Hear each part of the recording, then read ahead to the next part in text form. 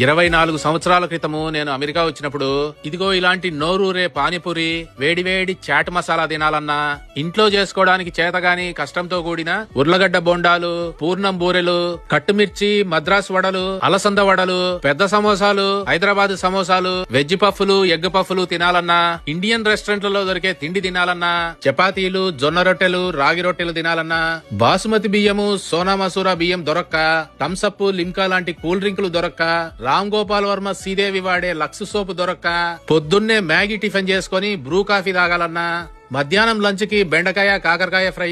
వంకాయతో వేడివేడి సాంబార్ చేసుకోవాలన్నా, ఒకవేళ చికెన్ తిందామంటే హోల్ చికెన్ ని ముక్కలు చేసేవాళ్ళు లేక,